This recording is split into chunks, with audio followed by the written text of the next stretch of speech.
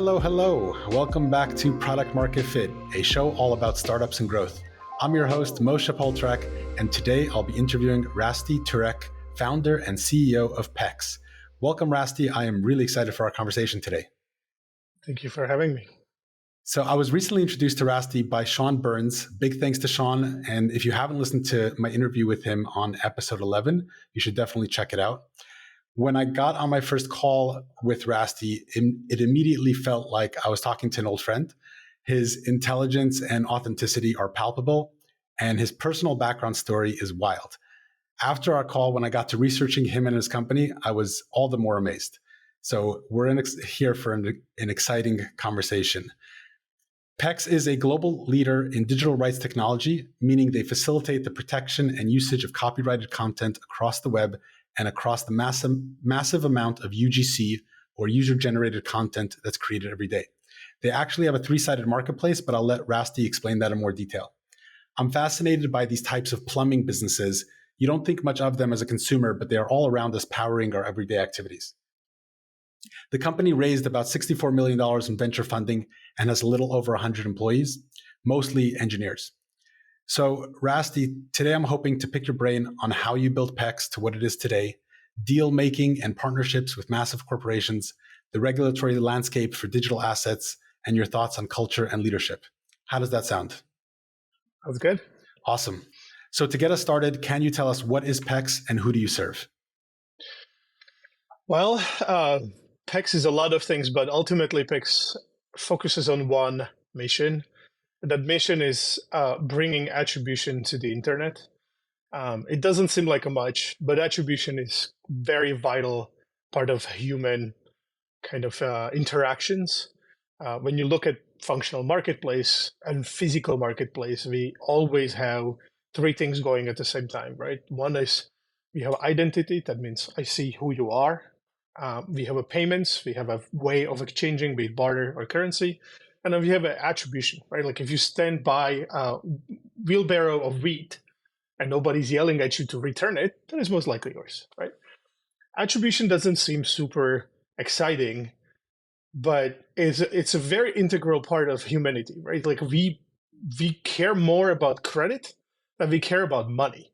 Meaning, if I say I am the founder of Facebook, you know I am not. Everybody else knows I'm not. It discredits me. And even if everything else I will do and say for the rest of my life is true, this will put a dent into my relationship with other people around me. And it will cause me to lose credibility, which in turn causes a lot of challenges in any kind of interactions, right?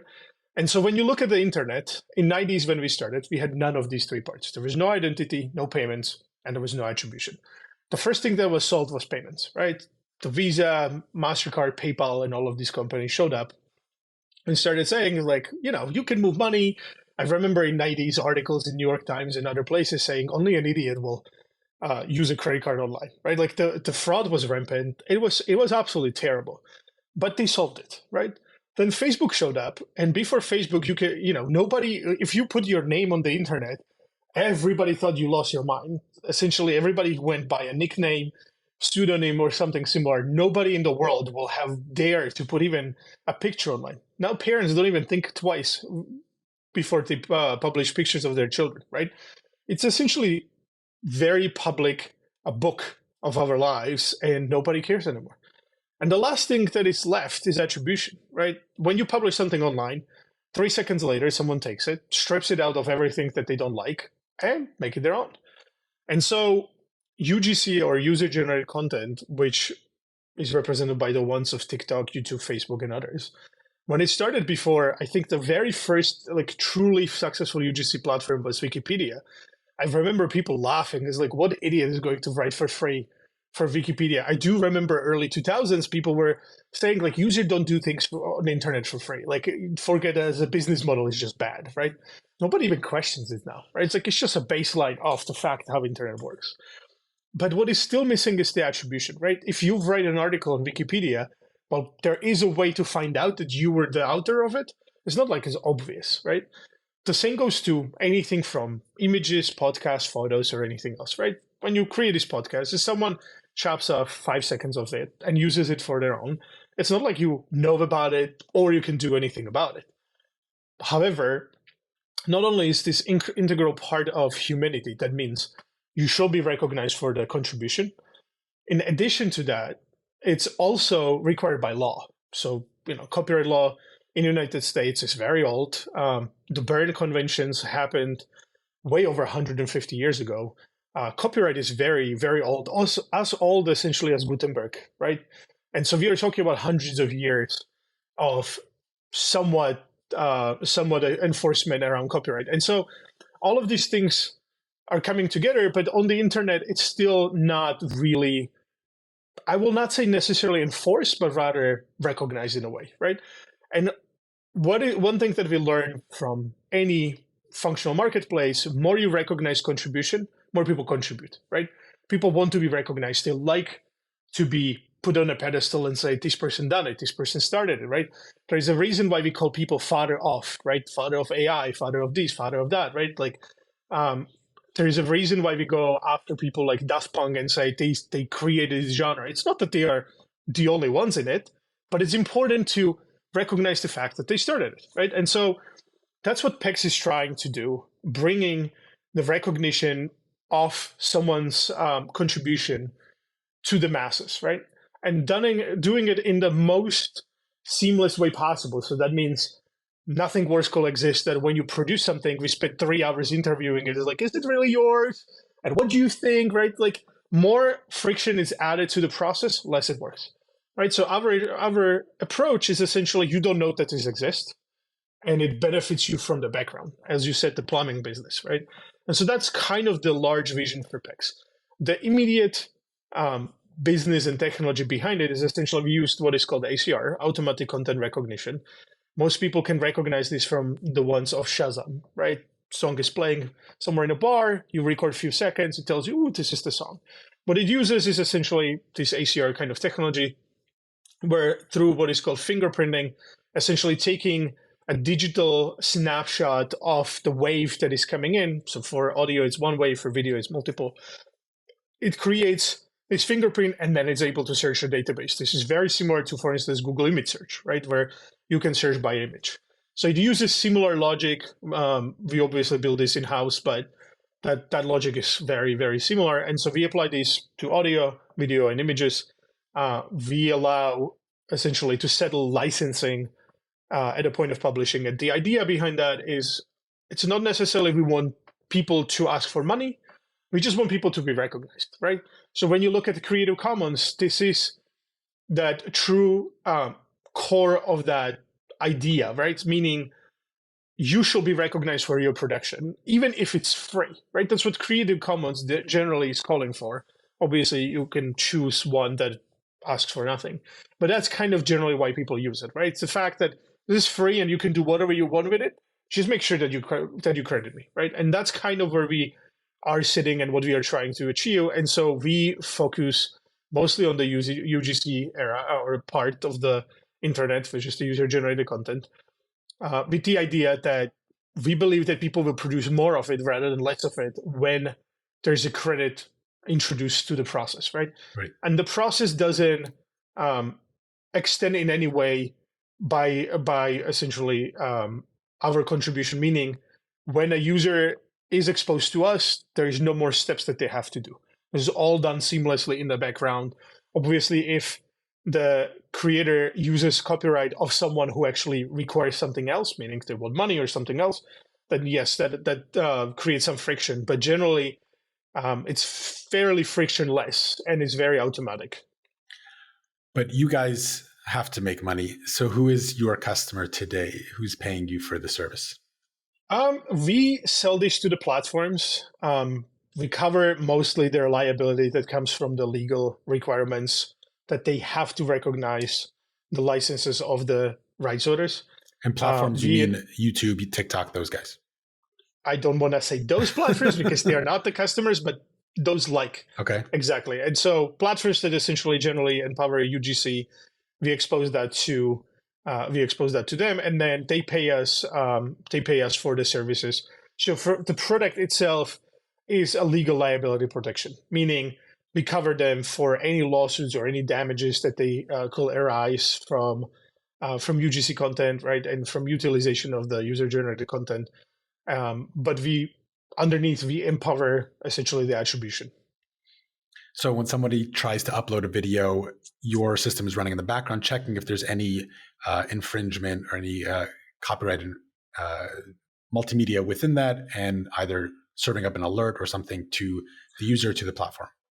Yeah, so the way it works is essentially a user starts uploading video, audio, whatever that is, images. We run the system or we create this fingerprint through our algorithm and then search a database.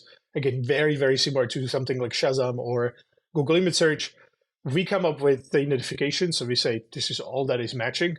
Then we look at the people that essentially own the things that matched what they want. We call these business rules. And so they say, if this, then that, right? Like if my content is found in this context on this platform, this is what I want. We look what they want. We package that into what we call a license, and then we issue that back, right? So the user essentially within 5 seconds learns, okay, you used Song of Taylor Swift. However, her representatives say that on this platform, Taylor Swift song cannot be used. So we are sorry, but you cannot publish this because that's what they say, right? We cannot make anyone to change their mind. We can only facilitate what they are asking for, right? We can do this prior publishing, so they can do it completely separately and find out what is available, what is not. But that's kind of the logic behind it. Got it. And on the other side of the equation, the record labels, movie studios, those are your customers as well?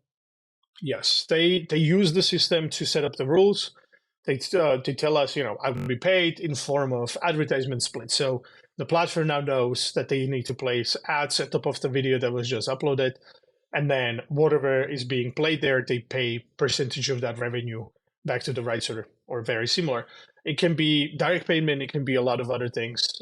We also provide separate services for the labels and rights holders in form of data and other parts of the system. How much data are you indexing right now?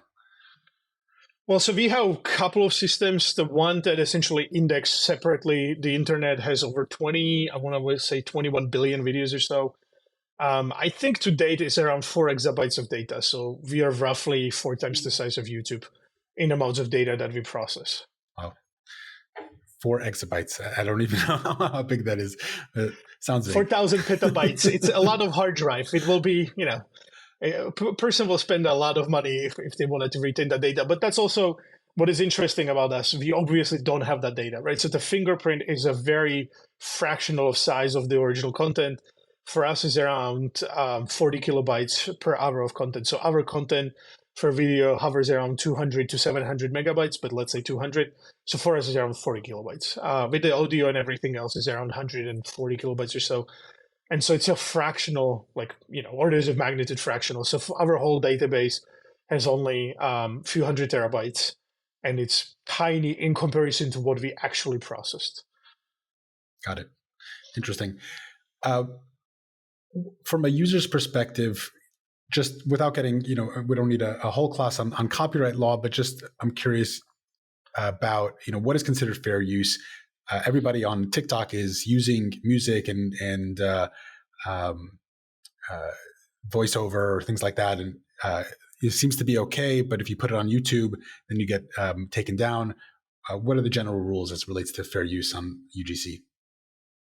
There are no general use when it comes to UGC or anything else. Fair use in US is defined as kind of 4 areas that have to be considered, but ultimately the only entity that can decide fair use is a court.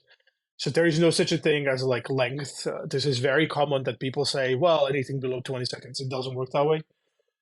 In fact, 1 sentence out of a book can be considered copyright infringement, right? So we are talking about very fractional part. Fair use generally, logically, means that you are doing transformative work. So for instance, comedy, commentary, right? News, something that essentially adds value. So for instance, what is also fair use, which is really interesting, if you take a whole movie, chop it every few scenes, and you put commentary into that, that is a fair use, right? There's no length requirement. It's not about commercial, non-commercial. None of these matters. What matters is the transformative body of the work. When it comes to licenses and platforms, so for instance, TikTok is licensed by most of the music labels. The same goes to YouTube, but they are licensed for different things in different ways. So, for instance, Snapchat is one of the only platforms that bought dialogues or licensed dialogues out of movies and TV shows.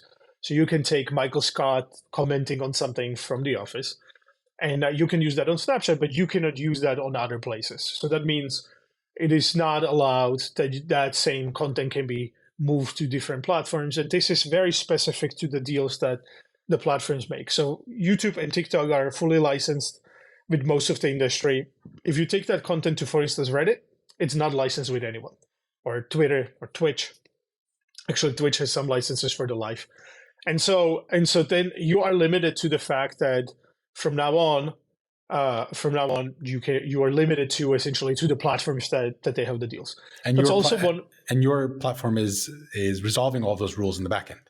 Correct. And we try to bring unified rules to everyone. So that means we don't believe in kind of the separation of the markets. We believe that there is a way to bring kind of unified interface and also unified experience to the internet, but it takes time, right?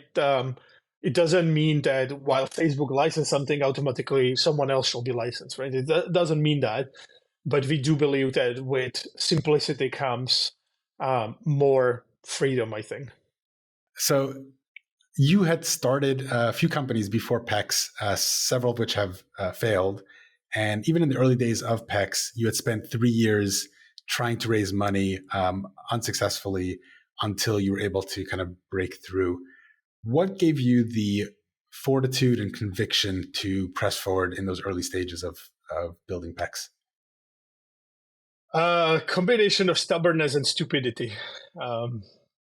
We got very lucky, even when we couldn't find any significant venture capital. We had very valuable and very supportive early investors, and so some of them really saved my ass and the ass of the company, where they funded, when we were like, day out to not be able to make a payroll, they will deposit $75,000 or something similar. And so we did have a couple of very, very strong supporters that helped us through the absolute worst. It still was not great, but the stubbornness definitely drove a huge part of this. Even in the failed companies, it's what kind of helped me, kind of anchored me in, and didn't allow me to really quit easily.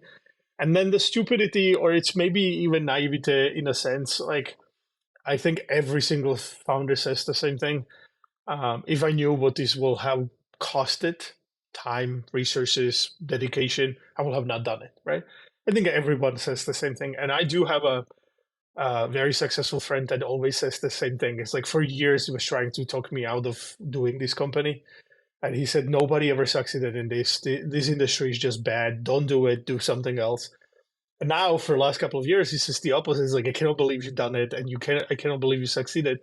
And I still tell him the same thing. It's like, we haven't moved an inch. It's just your perception of us did. And so it's still the same. One of the things is like, I strongly believe that what makes sense will eventually happen.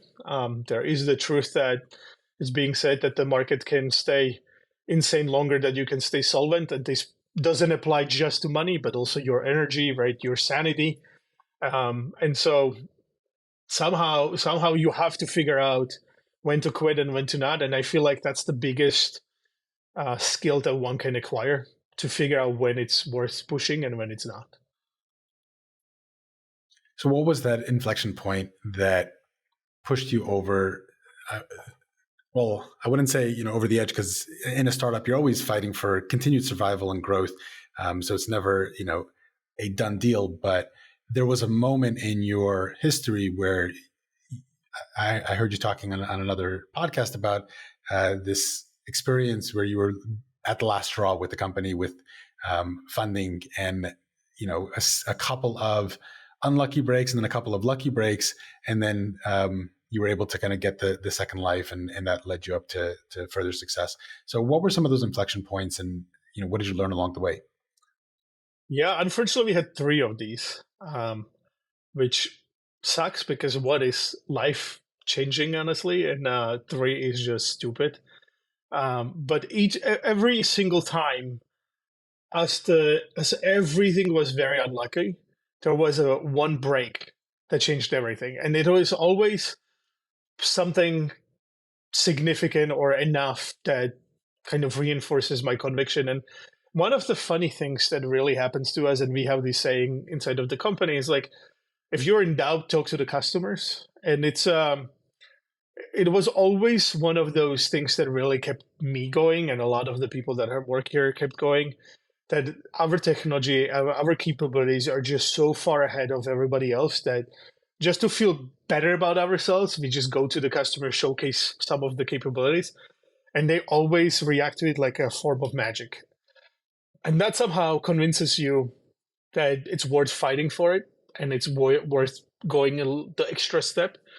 But as I said, we had unbelievable support from single individuals from the beginning, where it was just always one or two people that showed up at any of these points and said, you know what, like, I believe in you, I trust you, and I know you will figure it out, and so I'm going to bet on you. And I have people that essentially helped with everything they had, and if we really failed, they lost it all, right? And so puts a lot of pressure, but also it is it's fantastic to see people that trust you so deeply with essentially what they can, right? And so that really helped. We had few lucky breaks, and one of the biggest ones was when we couldn't really get any customer, and so we kind of went all in.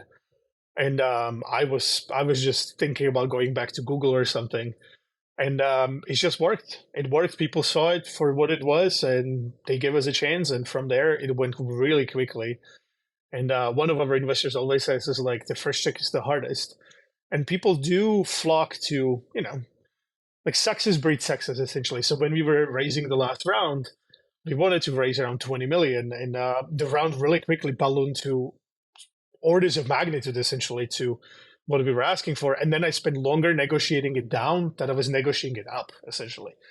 And so it truly is that the first customer really defines what happens next, especially when it's significant. In our case, it was the largest customer we could have. I mean, there was, right? So it really defined who we were, and it was a huge stamp of approval. But this really combination of the trust and relationship we had with the early investors, and then a combination of kind of perseverance and really seeing the reaction to what we built helped me personally going all of these times, right? But it is very exhausting to be at the brink of death, every 2 years or so. It really puts a damp on the life somehow. But it's incredible to have people that have that amount of faith and support in you to invest in you.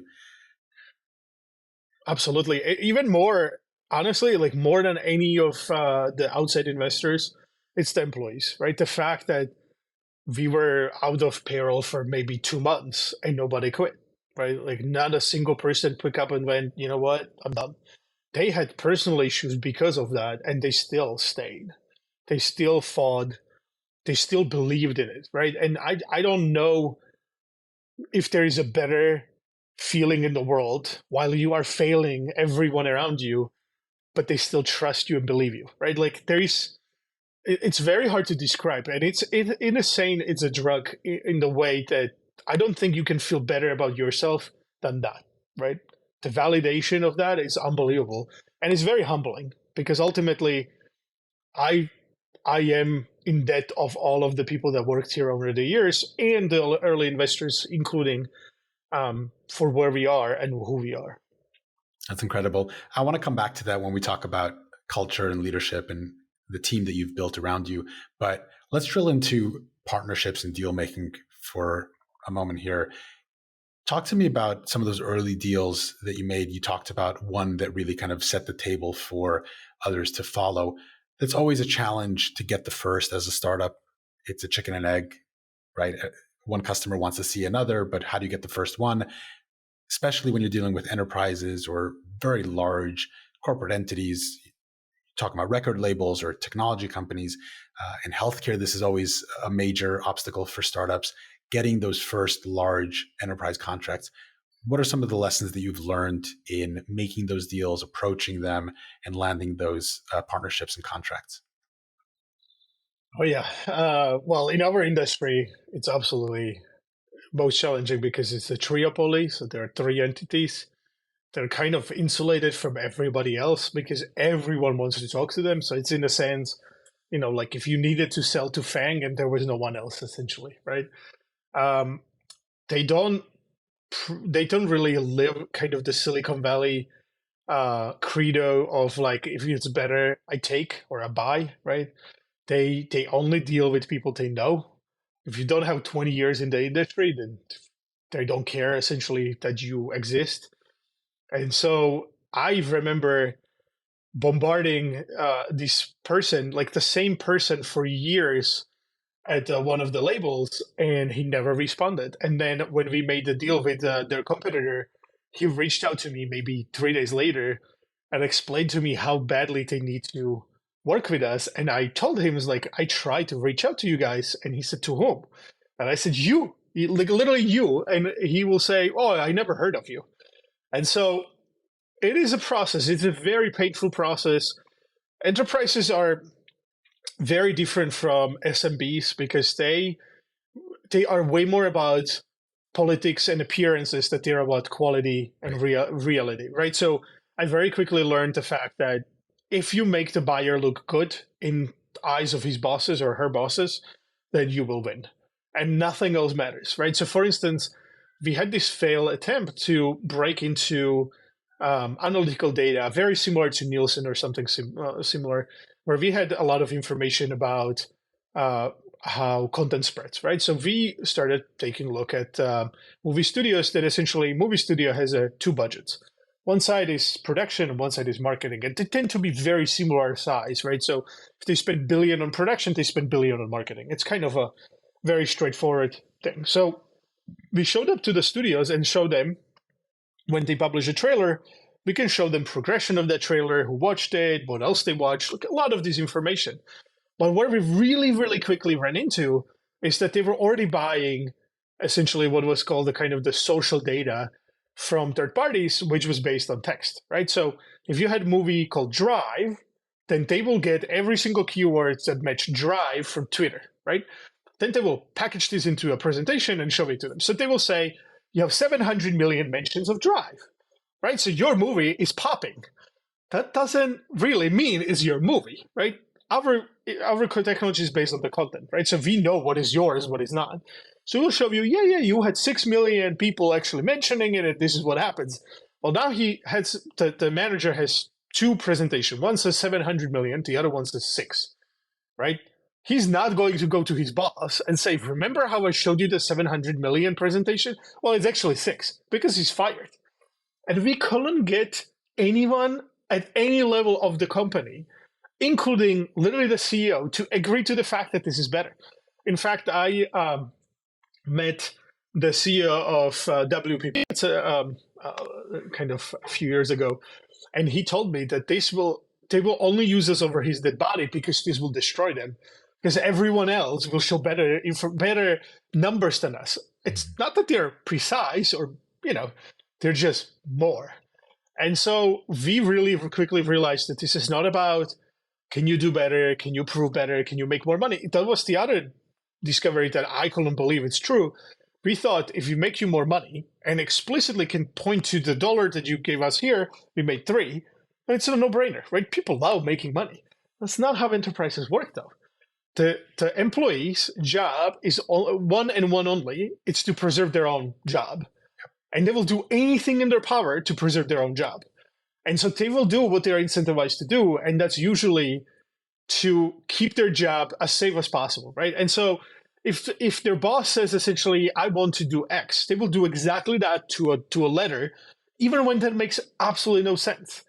And so these are enterprises. So we found that essentially the strategy to use is you have to find a champion internally, work with that person, get them to kind of rally up the people around them to support you, and then come from another angle and introduce this, the whole offering from someone else, where the champion essentially then supports it. So it's a whole kind of dance. It takes years. Our first contract took 3.5 years to negotiate, and I thought, I mean, we were a company with no customers, and they were not saying show us other customers or anything else. They just took as long as they normally take. And so by the time we signed a contract, it had to go through so many people. The CFO had to sign off it because it was in millions of dollars. But by the time we essentially finished the contract, it was, I think the original was 95 pages, and it was touched by 15 or so people, including the CFO of the company, right? And it took so long to negotiate that I couldn't believe that it will happen. And to this day, it's still the longest contract, but to this day, still, it takes us around a year or two to negotiate a new contract at this scale, at this size. And so that's something that as a brand new startup is almost impossible, right? Yeah. Who can survive without any money? And we survived by absolute chances, coincidences, and support that I mentioned before. If there was not a few individuals that really gave us the time of the day, we will be not around. But it is very hard to break into enterprises day one. It's much easier to start with SMB. Our problem with this is when people now say creators economy, it's a big thing, right? When we started 2014, and even prior to that, when I started the previous attempts to this 2010 and 2011, people laughed me in my face. It's like UGC, the user-generated content is nonsense. Who is going to use that? I literally 4 years ago, one of the GPs at one of the most famous venture companies told me that the total addressable market of creators economy is so tiny that it doesn't make any sense for them, only to come back 2 years ago and essentially beg me to give them a chance because this is the best market he ever seen, right? But the reality is the market was developing as we were building things. So timing is really everything. And we had horrible timing. Somehow survived long enough to get actually the market to a place that it was favorable to us, but it was not a good place to start in. So what was larger, your hosting fees or your legal fees at that time? Legal fees at one point, hosting fees at some point. We built, I'm an engineer by trade, and when we built the systems and kind of the original service, it was built around kind of exploiting how the servers work, right? So for instance, every cloud company charges for egress, which is traffic out, instead of ingress, which is traffic in. While we download every single video on the internet, but then we don't send anything out, right? So it's a tiny website that had essentially 50 users, right? For which we were paid millions of dollars, but had 50 users, right? So you could run that on a calculator, right? The whole thing was so tiny. The website, the resulting website was so tiny that it just didn't matter. But the infrastructure that was necessary to do kind of the pulling was unbelievably large. And at one point, we were literally the largest utilizer of Google Cloud while we were paying pennies because we just didn't, we utilized it in a way that essentially we didn't have to pay for. And so they always struggled with our existence. On one hand, the team was running around and using us in their promos saying, like, oh, look what is possible on this platform. On the other hand, the sales team was running around saying, like, guys, you have to pay us more. This is not normal. Like, we will be using 20 to 30,000 servers at any given point, but paying $2,000, right? It's like, they just really didn't expect someone to essentially build the business around, quote unquote, their weaknesses, right? They were not built or they were not set up around that. And so that tend to be pretty funny. And then our legal fees, I didn't know anything about this industry when I started. It was absolute coincidence that I started in it. And so for years, we just had to even learn the basics. And it cost us a lot of money to do so because this industry is old. The original laws behind copyrights of the music sheets are 250 years old or so, right? So that's the first thing that was outside of books really covered. It's music sheets like Beethoven and Mozart.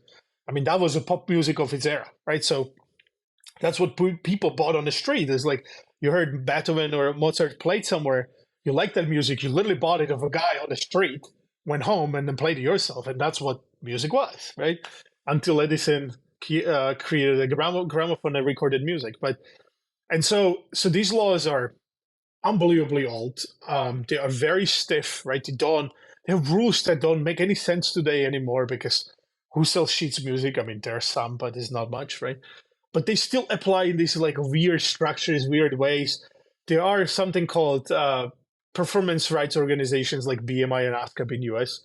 And these are organizations that are over 100 years old, still use the same tactics that they used 100 years ago, with some flavors of technology. And so when you look at this industry that is generating now just this part around $20 billion annually, but you have people essentially with almost typewriters essentially still doing the same structure, like you cannot believe how this is possible, right? And so we are trying to bring the whole industry to the little bit different world, but it's a process. It's a process because, as I said, every job of the mid-management person or kind of the IC, the independent contributor, their only job is to preserve their job, and they will do everything to do that, right? And so if there is a secretary that essentially takes a fax from left bin to the right bin, and that's her all job, she will do anything to not be replaced by something that essentially does that automatically, right? Like that's how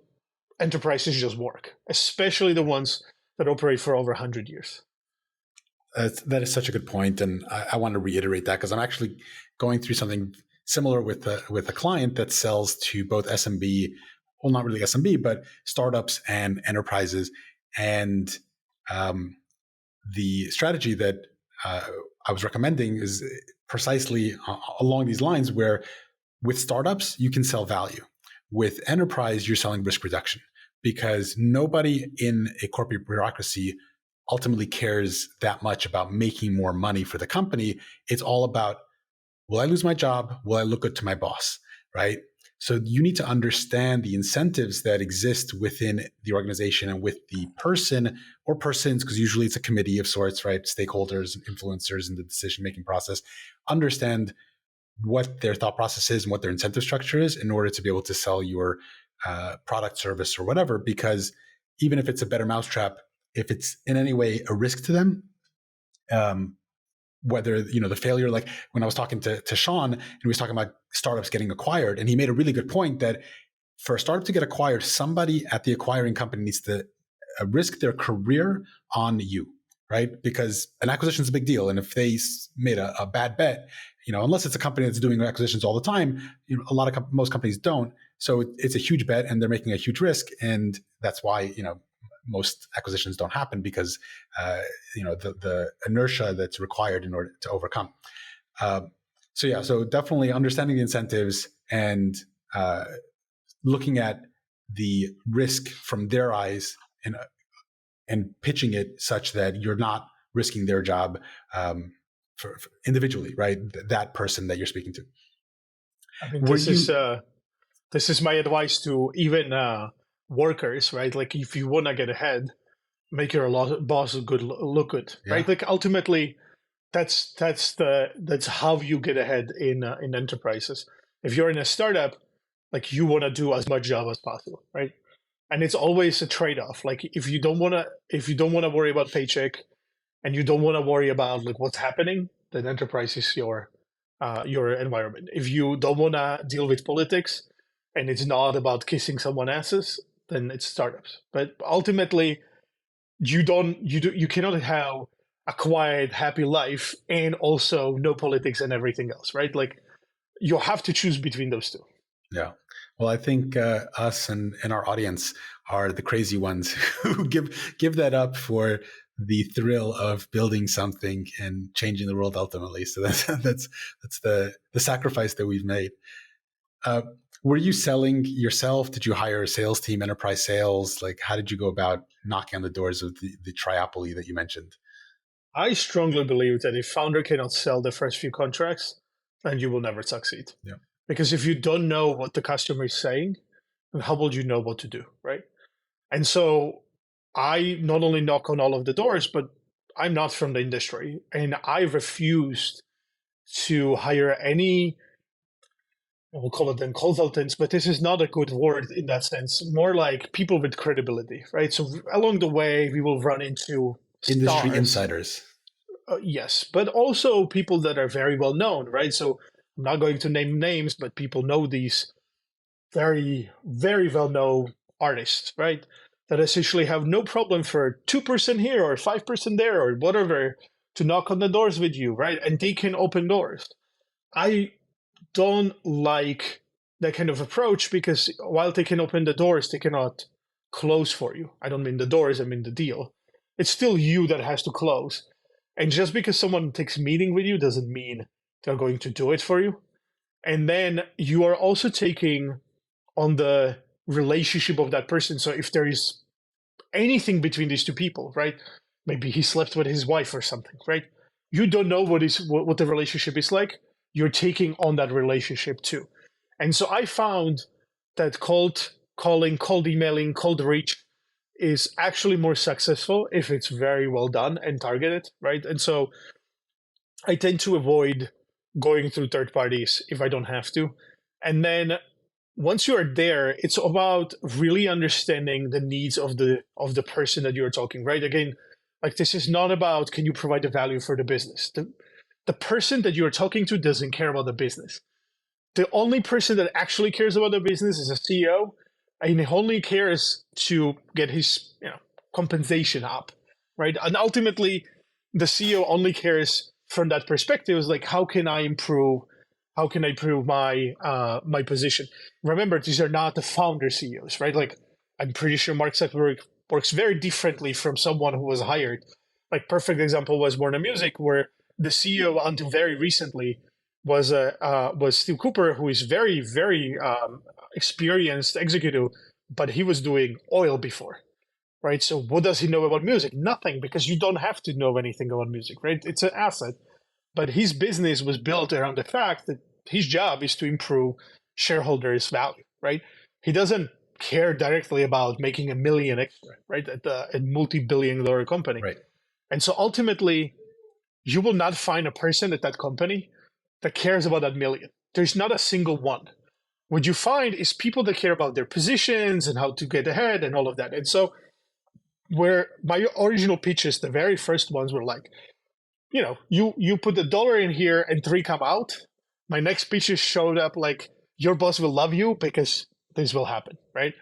And these understanding you cannot get from a third party. It's not possible to hire a sales team that goes to these people and then go, well, I don't think we are doing a good pitch. We shall not focus on the value. We shall focus on them, right? Like, if I honestly never went through this and someone showed up with this kind of suggestion, I will fire them on spot. What an idiot will suggest that we shall focus on the person that we are pitching to instead of the value of the company. Like, that makes no sense. But unfortunately, that's the reality. But you need to know that, right? And so I strongly believe that founders are responsible, or not necessarily founders in the sense that nobody cares that you founded the company, right? It only means that you were the first. What I mean is like the executives of the company initially are responsible for getting the first deals done. And it really is very helpful to be able to do that because, for instance, to this day, I have very strong relationship across our customer base. And so if someone leaves or something happens, I know who to call, I know how to fix it, right? And so we never really lost the customer for that reason, because even if we lose an employee that essentially had that relationship, I am able to take on that relationship. Or if something happens in the process, they know they can pick up call me, pick on the phone. This is also very important, right? Like when you are a small startup selling to enterprise, then your home phone is kind of the starting point, right? Like the fact that someone can call you on Saturday at 3 a.m, that's the value that you can provide, right? The flexibility. And that's what they want ultimately, right? The fact that CEO is kissing a butt of middle manager is very preferable at these enterprises because it's the closest they will ever come to a power, right? Got it. Very interesting. And today, even today, you're doing most of the sales yourself, or at least accompanying the deal making? We do have a sales team, but I tend to at least work on the strategy generally. Okay. And then I tend to take on a lot of the significant discussions, significant calls, especially either when we do acquisitions, partnerships, or anything similar. I tend to be involved in that. Got it. Let's shift gears and talk about you. You had introduced the regulations around copyright law. I'm curious about a couple of aspects of that. Specifically, the EU passed copyright reform a couple of years ago, and I'm wondering, from your perspective, what has been the effect of that over the last few years, and what's happening either similar or kind of in response to that in the US regulatory landscape? Yeah, so I mean, Europe introduced what is called the European Copyright Directive, which was replacing what they called the e-commerce directive, which is very, very similar to other acronym DMCA, Digital Millennium Copyright Act, which is somewhat known in US. It all started with, again, other acronym, with WIPO, World Intellectual Property Organization, which is an organization below UN. I don't have to hopefully explain what UN is, but it's United Nations. So UN started this organization called WIPO. WIPO is responsible for intellectual property. For instance, they to this date run arbitration for domain disputes. So if you buy a domain and someone steals it from you or something similar, that's the arbiter that you go to negotiate globally any domain issues. So WIPO introduced in 90s law into a lot of the member states, member countries, including the United States, that essentially was trying to protect this fledgling thing called the web. The idea was essentially the music and movie studios were the big dogs in the room, and there will be no innovation in the internet if everything was essentially owned by someone else, right? So, like, how would you do news if you cannot use any material, right? So stuff like that. So they introduced, or they suggested this law, and then US transposed that suggestion into what is called the Digital Millennium Copyright Act, or DMCA, which was signed by Bill Clinton in 98. And that became the basis for almost all internet that we know today, right? So that's how Wikipedia, YouTube, TikTok, and everything else is able to function in this current in the current world. What happened over the years, so European Union enacted exactly the same thing, or almost exactly the same thing. They called it the e-commerce directive in 2000. So US and EU, and then the rest of the world kind of adopted similar logical laws. The interesting thing is also what people most don't realize is US biggest export is entertainment. And part of that is in all of the deals that they make. So any deal that US makes with any country in the world, part of that deal always is the fact that the country has to follow the US copyright law.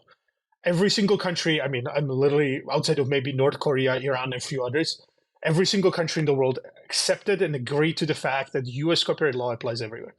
So there is only technically two significant bodies of laws. There is the European law and there is the US law. Europe also has very similar structure, where Europe requires that you follow the laws that they essentially have for copyright. It's very common part of the negotiation. So Europe in 2012-13 started really getting antsy around data protection and started really focusing on that, and that resulted in GDPR, as we know. The funny thing about copyright is essentially a different side of the coin of the data, right? So what we call the privacy data or privacy protection of data, it's what is unintentionally created data, right? So you click this button on Facebook, right? Copyright is what we call an intentionally created data. Like, I wanted to create this image. It didn't happen by just randomly clicking, right? But it's technically, the logic is the same, right? It's data, protected. So what EU started doing and started looking at is essentially we wanted to protect these fledgling companies called Google and YouTube and others from the big dogs in the room, movie studios, music studios, and so on. However, over 20 years, the tables turned significantly, and we cannot get any media essentially to be started because these large companies take advantage. So they looked at these laws and said, we don't believe that this is suitable anymore. And they suggested a new process which requires outright licenses prior publishing. And they looked at this from technological perspective, how could that work, and blah, blah, blah, and ultimately agreed that this is possible. And so 2019, they adopted the law.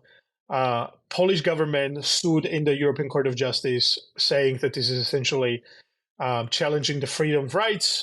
They eventually lost last year, and then European Union started pushing on those laws. So they, for the first time, really started doing something about it for the last couple of months, and they just sued 11 member states for not transposing that law. And so that's kind of the first step. So I will say, really similarly to GDPR, within the next 2 years or so, we will see quite significant progress from the European Union, especially from the European Commission, on this topic. And then in US, since '98, since the DMCA, not really much changed until I will say maybe 2-3 years ago, when Senator Tillis and a few others on the Republican side started really paying attention, started having kind of the same arguments as the European Commission, and started introducing new laws or new suggestions. And so Senator Tillis introduced last year what is called the SMART Act, or Smart Copyright Act, which is trying to bring the US law closer to the European structure. And that is going through,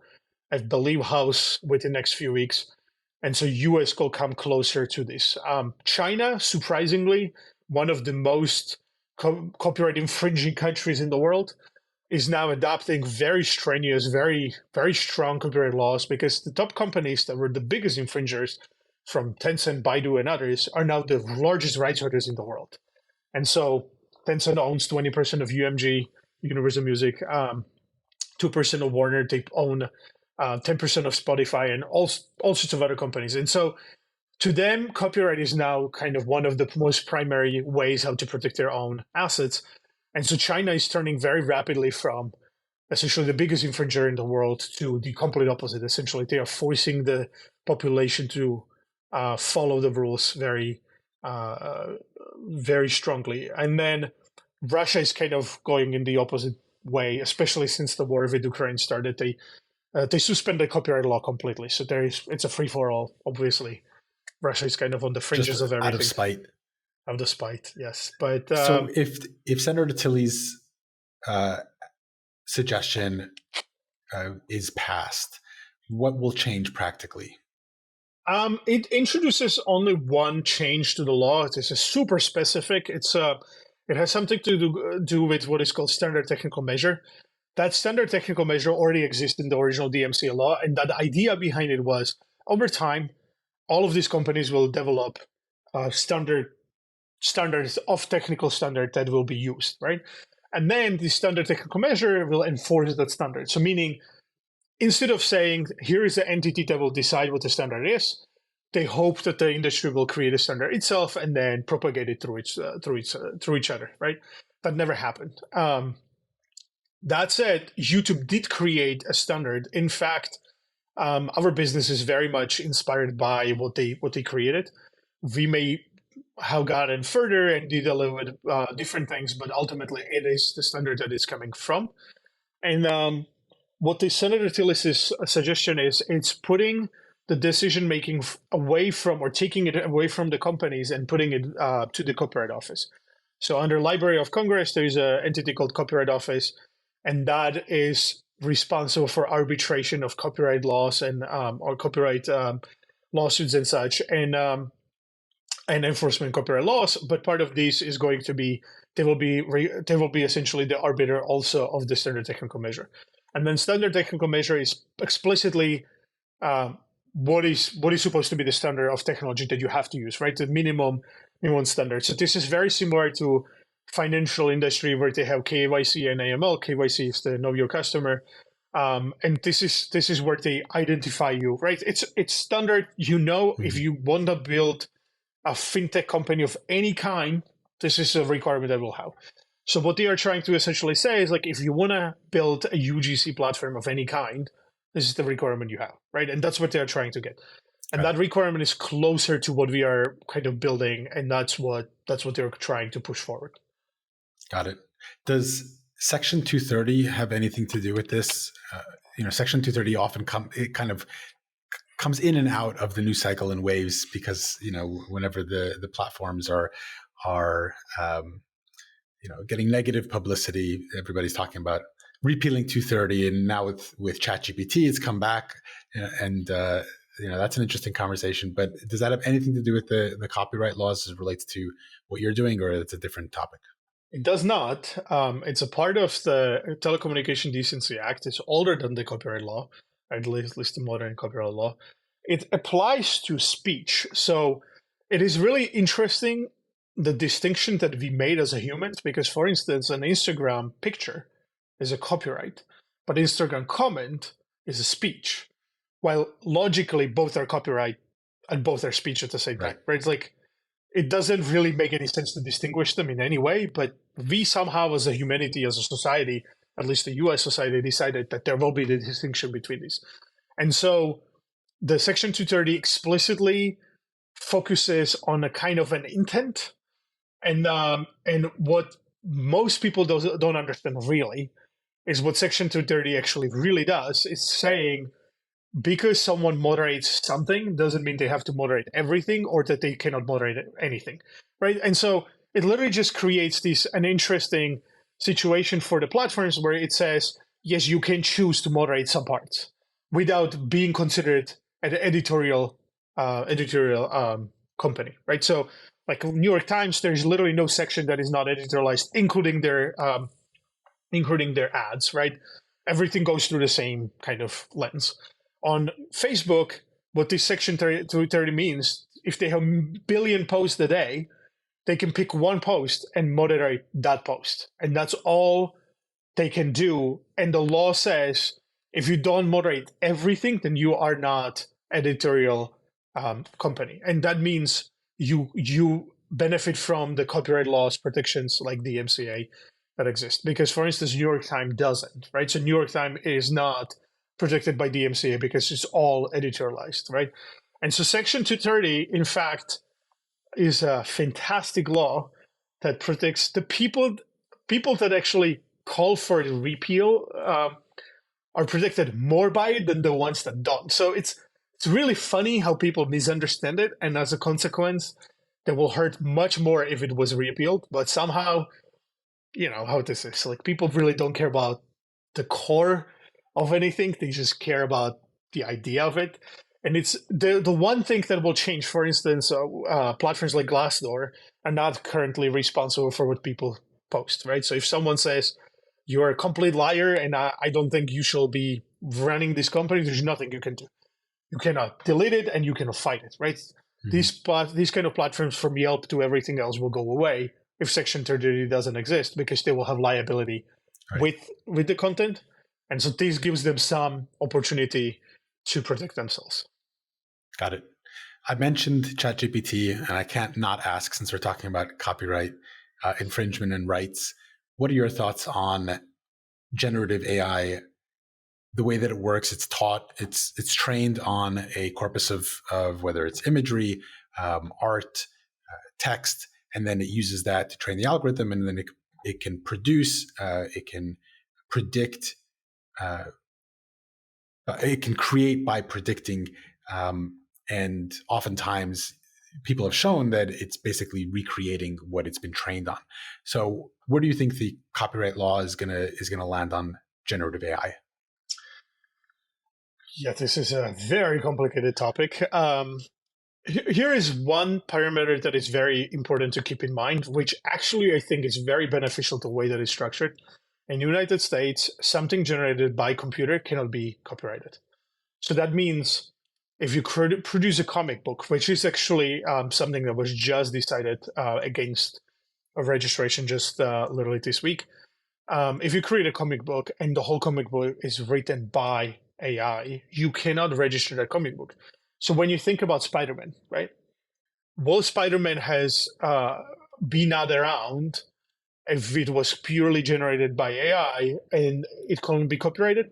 I do think that it will have been around, but I don't think it will have been as franchised as it is, right? And so I do think that from this perspective, this is very beneficial because it disincentivizes people from abusing the system too much, right? So meaning, if you cannot make money beyond kind of the initial creation on the content that was created by AI, then it disincentivizes people from abusing it too much. So for instance, you say, I really like Jackson Pollock's style of paintings.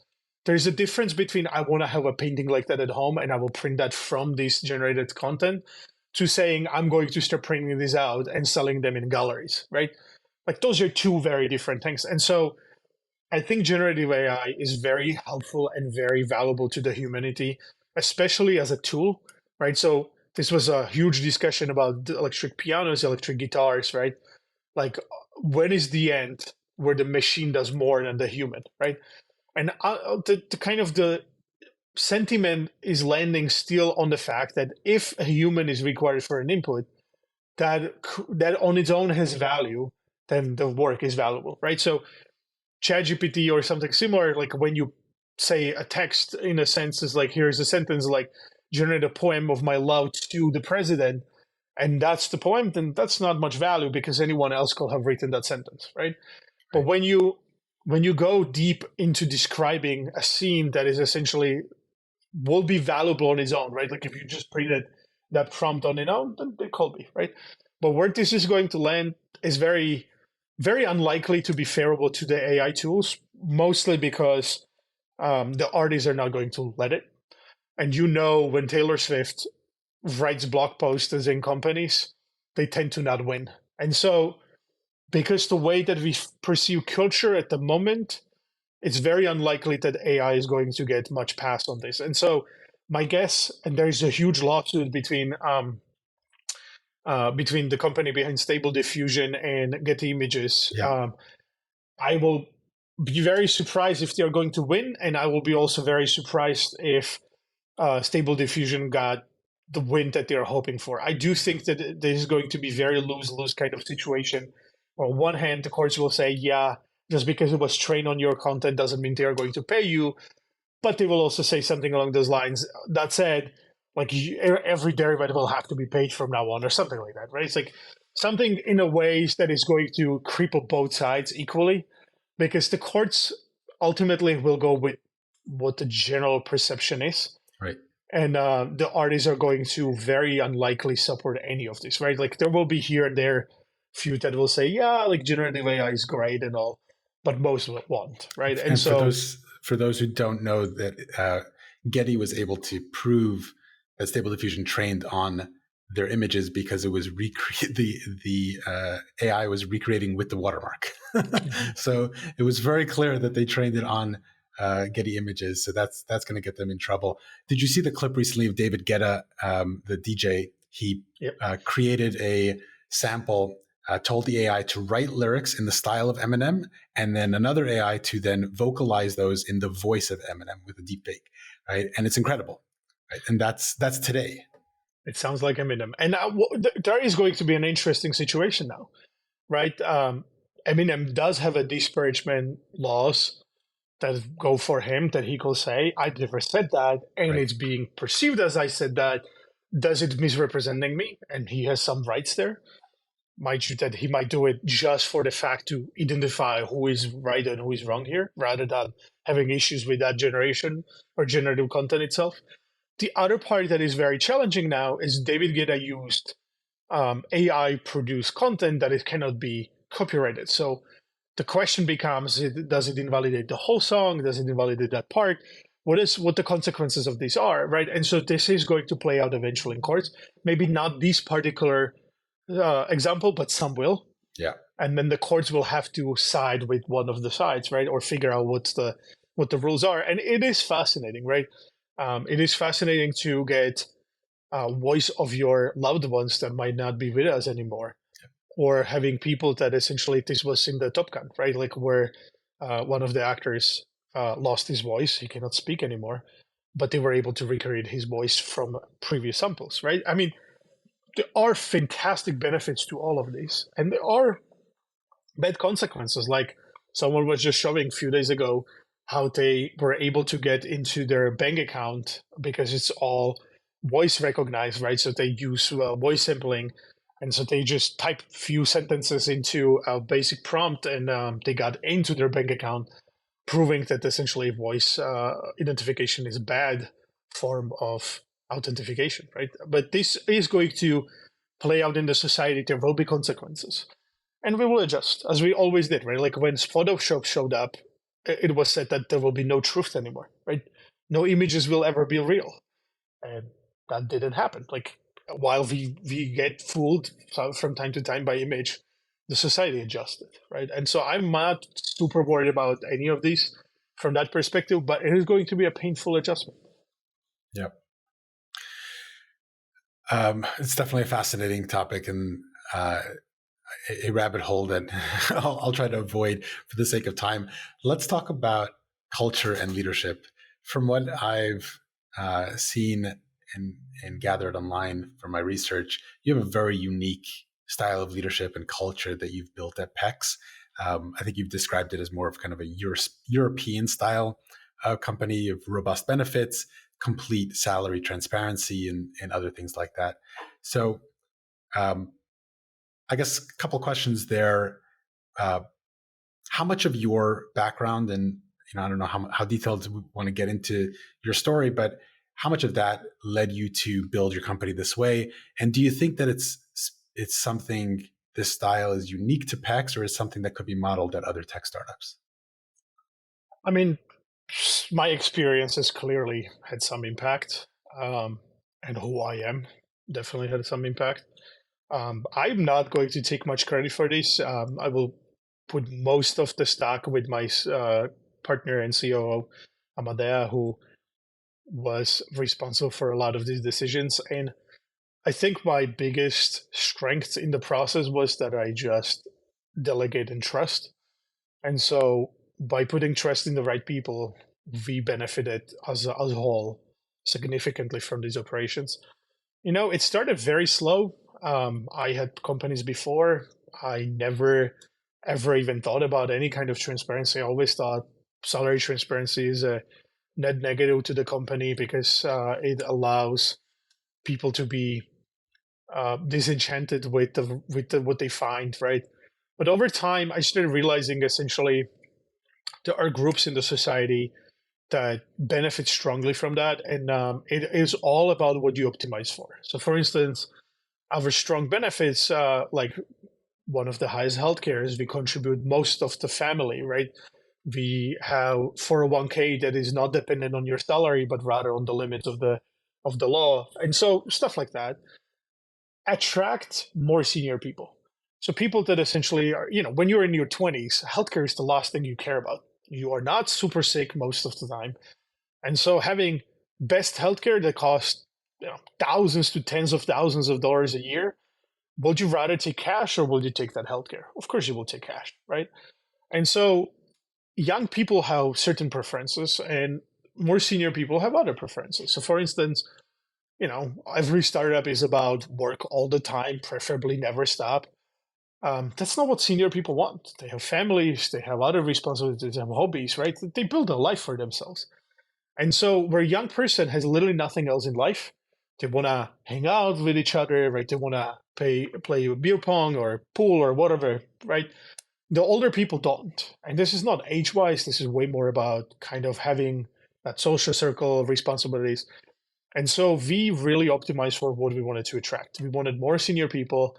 We cannot compete on salaries with some of the FANG companies, right? Where they pay, Netflix starts at the levels where we don't even end, right? Like meaning they're so ahead of us financially in that sense that we couldn't afford a single person, right? But then you find out it's like people will take other things in the form of a payment, right? Or in the lieu of payment. And so we have 40-hour work week, meaning we don't ask people to work past that. We don't ask them to work on weekends, holidays. We understand that there is every once in a while there is a situation like once a year where you have to be forced to work in times that you shouldn't, but that's kind of the absolute exception that we ask for. We give a lot of free time, 30 days of PTO rather than unlimited, so people actually take it. We give a free day on their birthday, right? So it's not, so rather than pretending that the cake in the office is like more valuable, we just give people day off and do whatever, right? And so there's a lot of these kind of things that incentivize certain people or attract certain people and incentivize them to stay. And then when we started doing the transparent salaries, it was really as a result of the fact that I was just too tired negotiating with everyone. It's like you will spend 2 weeks going through so many people to even figure out if this person is fit. And then you get to the end and that person says, like, you lost your mind. Like, I'm not working for this. What's the benefit of that, right? So we now essentially disclose everything up front. We tell people, it's like, look, this is what we will pay on this position. You like it, you like it. You don't, you don't. Like, nobody's forcing you to work here. We now have 93% success rate in closing candidates because everything is upfront known. So you don't show up to us and say, oh, I expected $400,000, but this is 200, right? So or something crazy like that. 93% offer acceptance rate. Offer acceptance rates. Yeah. We have very, very occasionally it happens that someone negotiates. It's a very particular group of people that negotiates. It's a very small group of people. But for instance, the other thing that we really quickly realize, if you want to have a diverse group of people, then you have to target them, right? And so where one group strongly benefits, the other might not. And so what we found out is for women or people of color or immigrants in the US, the transparency works better for them. They don't want to negotiate. They many times don't know how to negotiate. They sometimes negotiate against themselves. They like the fact that they just get paid the same, right? And so it's more fairly perceived, and that makes it much easier for us to hire diverse teams. So for instance, on our executive team, we have more women than we have men. The whole executive team, essentially every single person is a foreigner. Although they are American now citizens. But so essentially we attract certain type of people that we prefer over others. This is not that they are better or worse. They are just a group that we incentivize to come, right? And we found that this is the better. For instance, we have 16 weeks of parental leave, right? Again, it attracts very particular type of person. Like if you are a person that will never, ever have family, which is absolutely fine by us, you might not choose us over someone else because you will not benefit from the benefits that we created, right? So we incentivize certain type of people to come, and then we build everything around it. And so we started, for instance, one of those changes was the blog. Like we used to write blog to attract customers. And then we found out no customer in the world wants to read your blog. Nobody cares. Nobody wants to go to Nike and read about their stupid shoes, right? Like that's not how marketing works. And so we turned the blog into attracting employees and essentially maybe some industry news or something similar.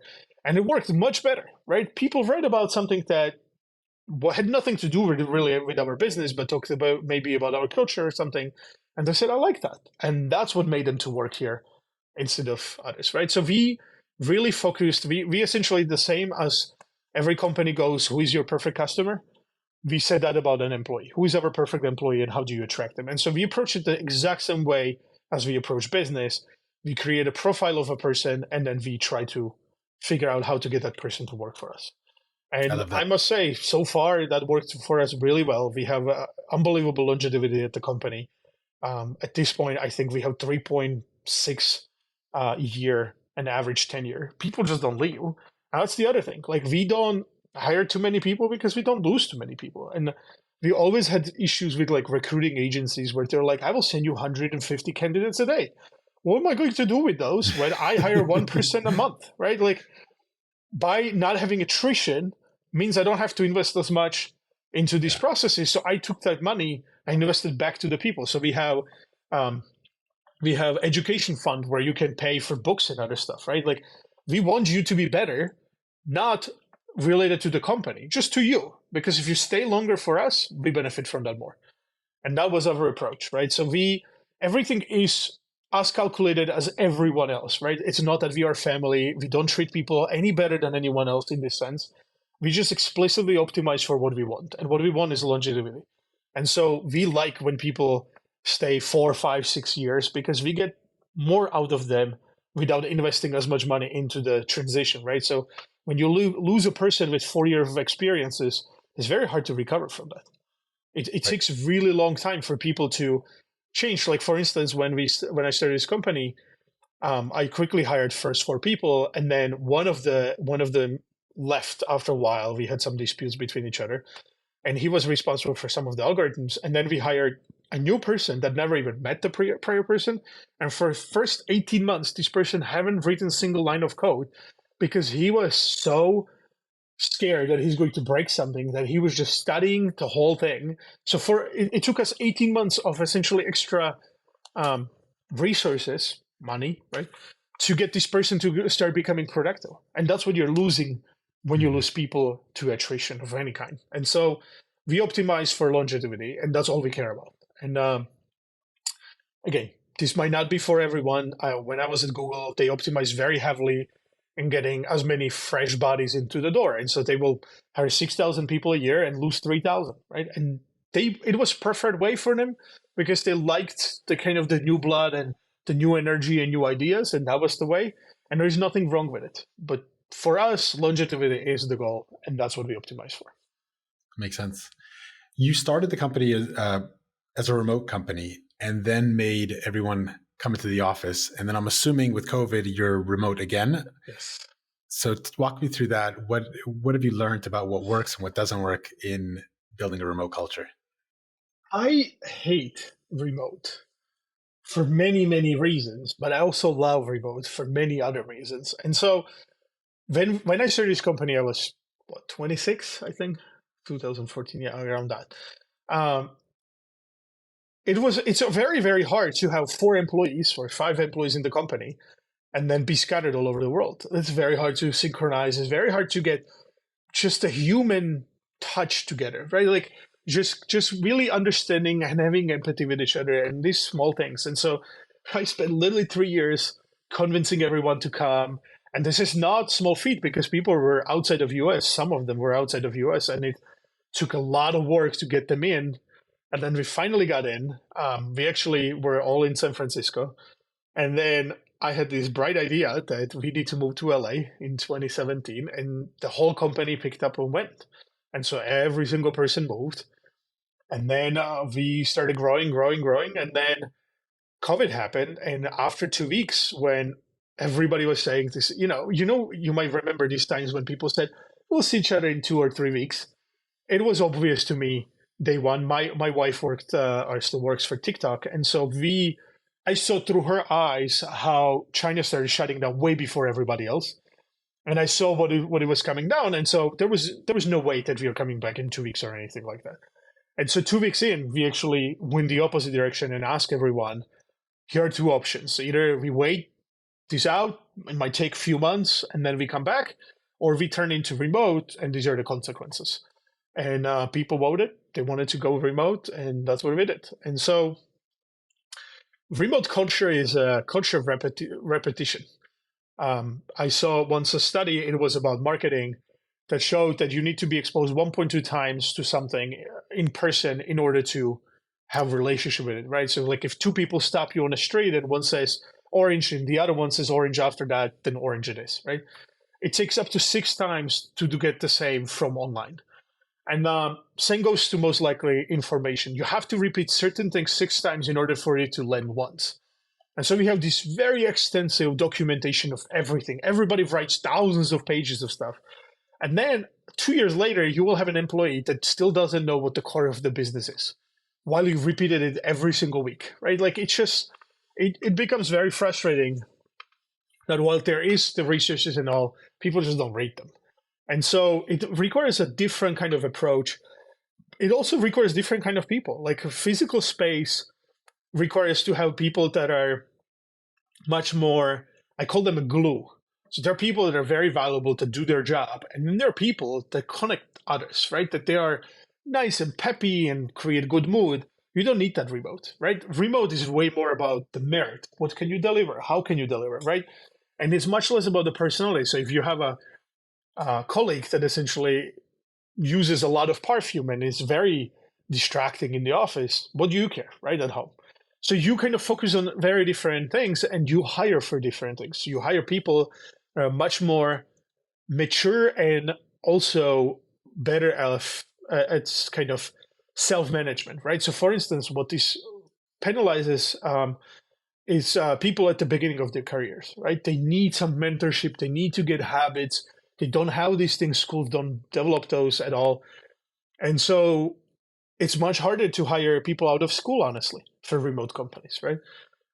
People talk about the benefits of salaries and all. We pay kind of the same across the whole world. We have maybe a little bit different compensation in different places, but we generally are very close. And then with the cost of everything else, you come usually at the same or worse.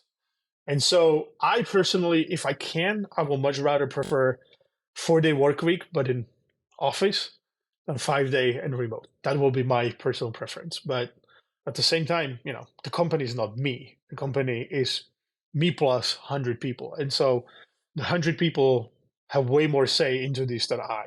And so we are where we are by the choice of theirs. It's a selfless way of leading. Anything else you want to tell me about your leadership style?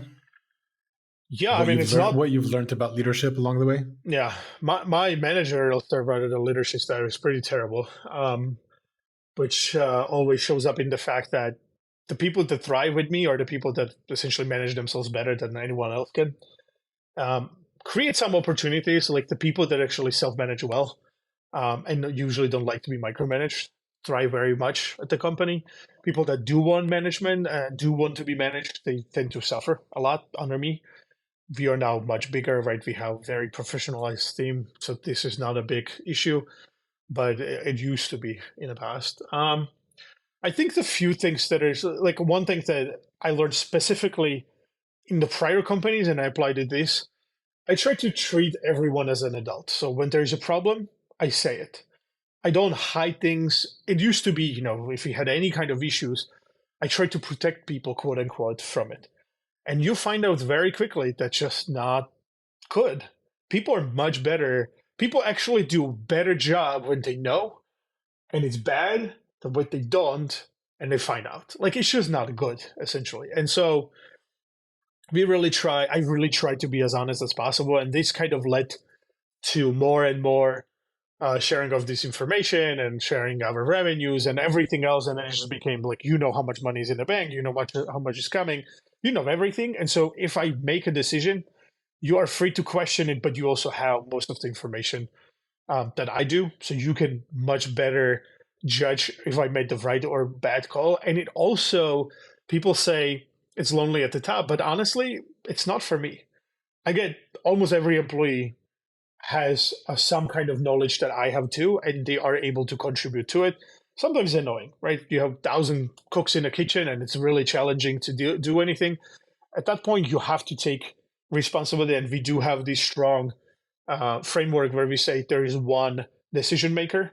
They can take your suggestions, but those are just that, suggestions, right? I honestly really focus on incentivizing people to do what I want, right? So rather than telling people what I like or them trying to guess how to please me, I really try to build frameworks around. And I try to play with things like, I have some beliefs now that I don't know how to implement properly yet, but kind of one of those is I do believe that essentially promotion should be automatic. Like, essentially, you should be promoted every year until you can't be promoted anymore, meaning either you don't do your job well anymore or there's nowhere else to go, right? But ultimately, when you think about this, it's like a sports team, right? It's like you never hear of a person that essentially is at the same position for the rest of their life, right? Like, either you evolve or you don't, right? Like, there's no such a thing. And so I do think of companies as a professional sports teams, right? That's kind of the job, essentially. It's like, you are needed for this period of time to do this job, right? So to help the company to get to a place, but you are not essential in the sense that you cannot be let go or anything like that, right? And so I don't know how to implement this, honestly. And it's something that I keep thinking about. It's like not having a promotion cycle is like normal companies, right? It's like someone gets promoted, someone doesn't, but rather you get promoted until you are not at the end, right? Whatever that end is, right? That will be my preferred way of this. Again, I don't know how to do that. That's the Peter principle, right? You get everybody reaches their maximum, their level of incompetence, right? And there is something to be said about having people at the same position for periods of time. But what happens is they build either resentment or they build kind of they just get stale, right? It's better to replace them with someone over time. I'm not talking about days or weeks. I'm talking about years to decades, right?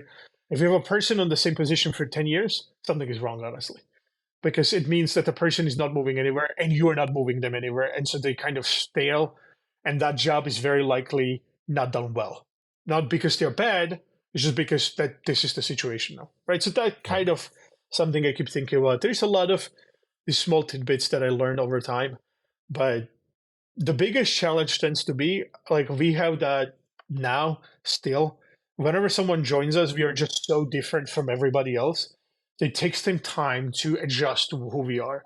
And so I tend to gravitate to make the least amount of changes to achieve the most of the goals, because like one of those is this was a huge issue always at certain companies about one of my friends who is a very successful operator. He essentially said, be careful about the beginning of the startups giving big titles to people, because over time you will need to hire people at those levels or higher.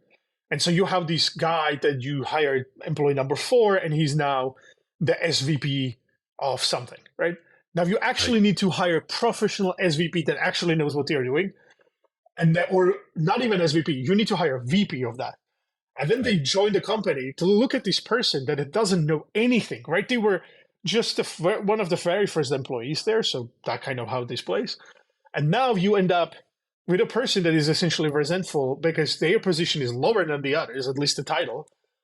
Even if they're making more money, their title is lower than the other, but the person is just nowhere near, right? And so and that happens all the time with startups. It happens all the time. And so I pay a lot of attention to that. In fact, I might have gone the other way. Like we held the titles for years. So we had no VPs or SVPs whatsoever because I was so petrified to give it to anyone. And so there's, balance to these things. And I learned a lot of those kind of small things. But honestly, like I found out, at least for myself, like the best way to do something is for each company is different. Like even if you want to adopt something. So I remember when I started like startup number 4 or something, I read the Basecamp guy's book, one of the books, I don't know, Remote or something. And there were few rules is like fire fast, hire slow, I don't know. And I just started, saying those because that's how everybody else does it. And I started doing those, and it wasn't me, and it was a disaster. People were angry, things were just bad, and it didn't make any sense. And I really quickly got the sense of this, that you have to do what is closer to you, right? So if you hate firing people, then just don't hire as many or as quickly, right? Like take time. Like there's nothing wrong with keeping people, nor there's nothing wrong with letting go people, right? Just it should be done way that it's more you and something that fits your strategy or your kind of character. And so I know that if I started other company, it will have been nothing like PEX is right now, because PEX is really not my company or about me, but it's about the people that are there, right? And they kind of bring those rules together. So even now, we will sit down at least once a year as a company, and we will talk about what matters to us, right? So for instance, like, do you guys want a better healthcare benefits, or do you want better something, right? It's like ultimately, we want people to choose for themselves. And when we were for the first time, I remember when we were setting up salaries and people were essentially contributing to it, I was so worried that we will essentially end up, or the suggestion will end up that we pay twice more to everyone. And to my surprise, they suggested across the board less than what I was actually going to do on my own. And it wasn't that they were trying to punish themselves, but this came logically to them as the right suggestion. So when, for instance, COVID started and everybody started freaking out, we started getting questions from the company, why not to cut salaries across the board just to be sure, just to be safe. And it was really interesting that when you people do treat as a grown-ups, they actually behave as a grown-ups. And so that was very surprising to me. While we were not ready to do anything because we didn't know anything, the company itself wanted to do something just to make sure that there is runway and all of that. And so it was fascinating to watch, honestly. Rasty, you're describing this like so matter-of-factly, but it is so unique in how other companies are led, and the egalitarian approach that you're taking is is unique and fascinating. So, we can keep going. We've taken enough of your time here, and I really appreciate it. Let's go into the lightning round. I'll ask you a couple of quick questions. Just tell me the first thing that comes to your mind. Sound good? Good. All right. What's a productivity hack that you swear by? Productivity hack. I run in sprints. So like I try to work rather, an hour a day than 12, and essentially just focus really quickly on something that needs to be done. You don't have time in that to be burned out in a sense, right? It's not like I have good task or bad task. I have fast task, right? So it's like something that needs to be done now. And then that's kind of what I do. I also believe strongly there's no such a thing as a to-do list. There's just the top of the to-do list, the one thing. And then when you're done with that one thing, it's not that the next thing is the next thing. It's the new reshuffle of that list. Something else becomes very important. So I don't bother with lists or Kanbans or any of that. It's like, I do things as they're necessary, essentially. Focus on one thing at a time. Yeah. Get it done. What book, podcast, or newsletter are you finding yourself recommending most often? I don't read newsletters. I don't listen much to podcasts, but books I've listened. I've read too many of them, and it really comes down to different people. I love biographies. It feels like you are meeting people, the most interesting people in the world. You're making them friends, and so I tend to suggest different biographies of different people to different, depending on the requirements, and also the type of book. But I recommend. I recommend Benjamin Franklin's biography. The one that I like as a business book, which is very not common, I think, it's Making of Trader Joe's by Joe Colombo. It's one of the best business books I ever read, which is not a business book at all. I also read a lot of sports books about like the score takes care of itself or stuff like that. Because ultimately, again, I strongly believe that businesses are sports teams, like professional sports teams. And so if it applies to a sports, it applies to a business. I'm way more into sports apply to business than war applies to business. Like I don't think that the rules are as same in the war as they are in a business. Because war is way more about it doesn't matter how you win until you win. Business is much more a sport. Like there are rules to it, right? It's like you cannot just do whatever you want, right? There are rules to business how it is. There might be sometimes kind of situations where you have more war situation, but it's very unlikely. There's laws that you cannot avoid, right? And that's how companies get a lot of in trouble when they say everything goes and then they find out it doesn't. And that's just not my approach.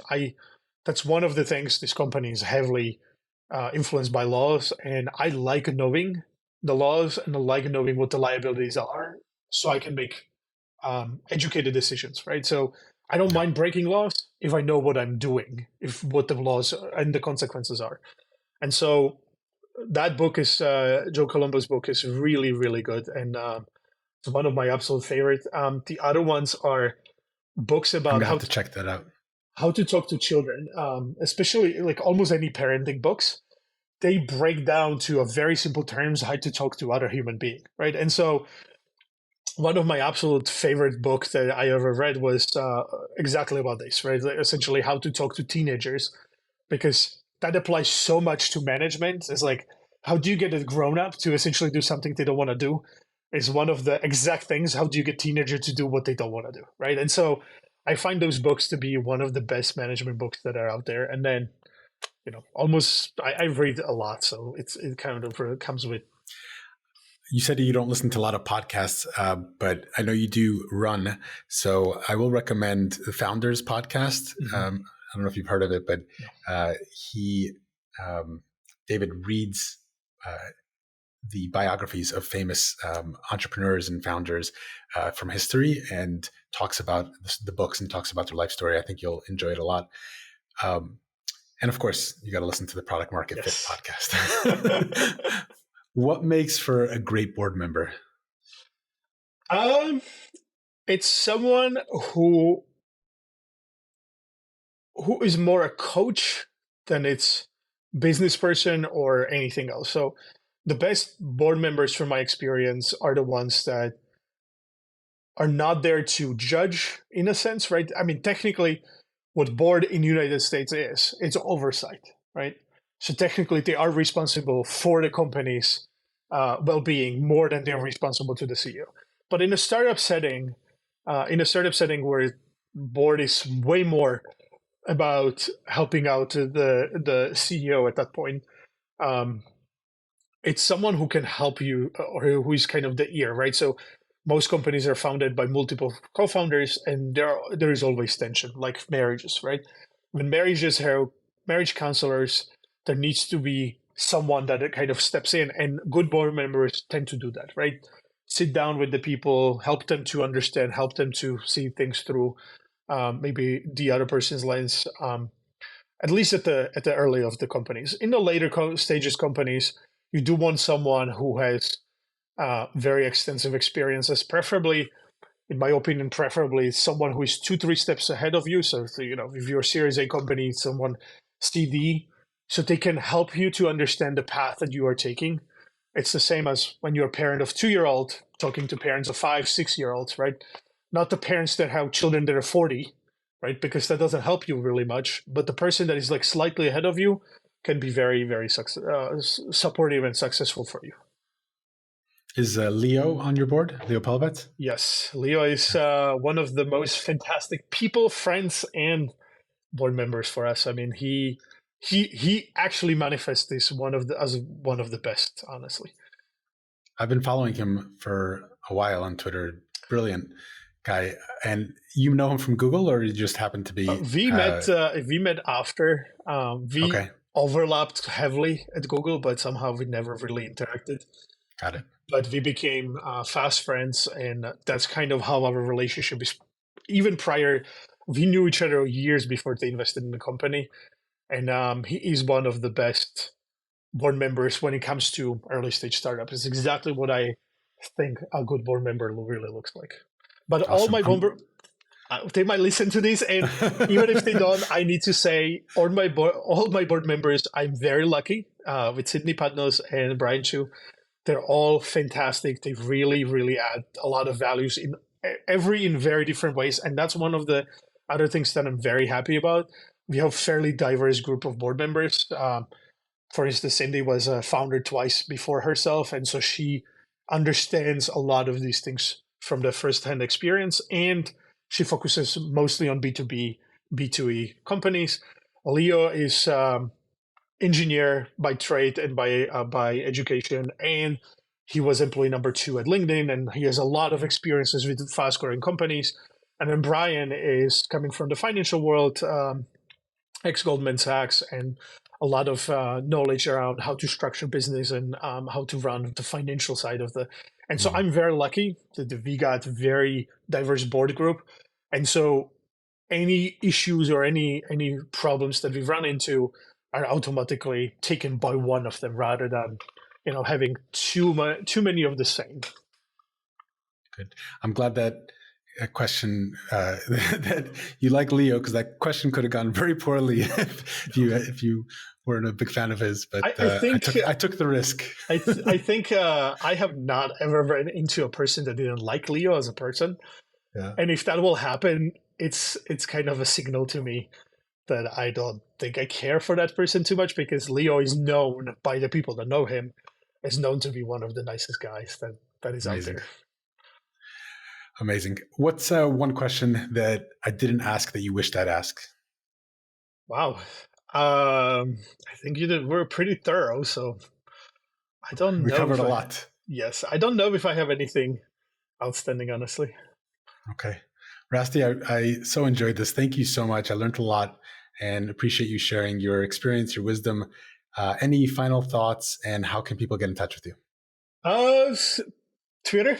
I use literally nothing else but Twitter. My DMs are open, so that people can write me. I have a website, turek.co. People can find my email address there and send any emails, but generally Twitter really works for me, honestly. I actually don't even pick up phone usually, but Twitter, it's like 30 seconds, and if I don't write back, something is wrong.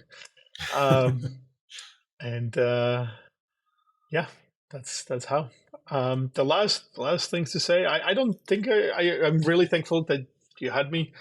And hopefully this is helpful to someone. Thanks, Rasty. Let's stay in touch. Wishing you all the best. Thank you very much, everyone.